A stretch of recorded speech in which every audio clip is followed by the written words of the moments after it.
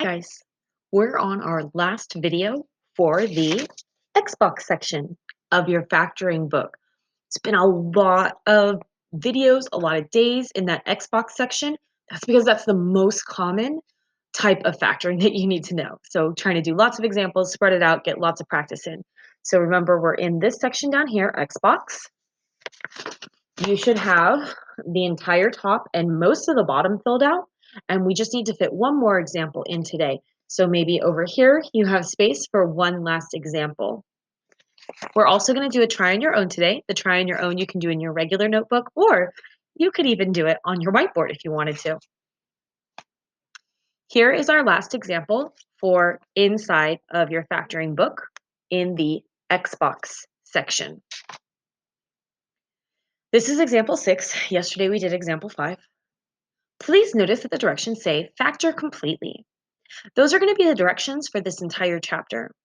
And what that's really trying to tell you is, this might be factorable by multiple methods. Maybe it's not just Xbox. So you really do need to be on the lookout for other types of factoring. In this problem, the other type of factoring that we can do is we can take out a GCF. It is in your best interest to take out the GCF first so that the numbers get smaller and easier to work with. Also, if your GCF is a variable, you have to take that out before you can do Xbox. Xbox needs a very specific format. It needs to go x squared, x, constant. If you have x to the third, x squared, x, this is not going to work. So make sure to take out your GCF first. In this problem, I do not have a variable for my GCF, but 18, 21, and 6 are all divisible by 3. So I'm going to start by factoring out the number 3. Once you've factored out the GCF, you're going to take the new problem inside of the parentheses and you'll do Xbox with that. Now, these numbers are much smaller and much easier to work with.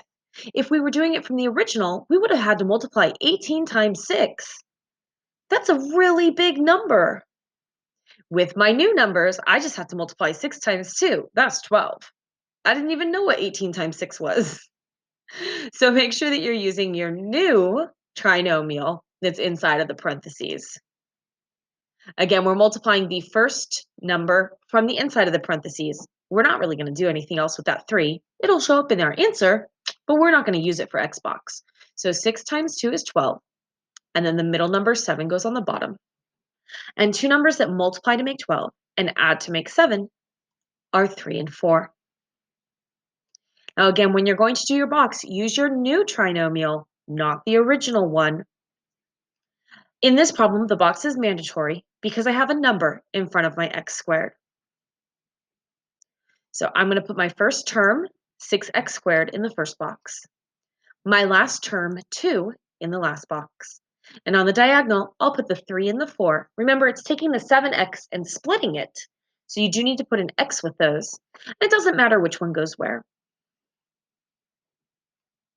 From the top two boxes, 6 and 4 are both divisible by 2, and x is something else that they have in common, so 2x out here. 2x times 3x will make 6x squared. 2x times 2 will make 4x. 3x times 1 will stay a 3x. Ones can really only happen in the second space. You shouldn't really have a 1 up here. Bare minimum, you should just have x's up here. 1 times 2 is 2, and we did good. Now, when you go to write your final answer, you will get these two parentheses, but you also need to include your GCF from the beginning of the problem. So basically what happens is we start with one problem, and every time that we factor, we add a new part to it. So we started with the original question, and then when we took out a GCF, now we had two things. We had our GCF and a parentheses. And then when we did the Xbox, now we have three things. I don't have three hands, but pretend like we have three things, right? We have our GCF, and now we have two parentheses. If we could factor it again, then we would have four things, a GCF and three parentheses. So every time you factor, you're adding a new thing to your multiplication problem. Again, that was the end of the Xbox section in your factoring book.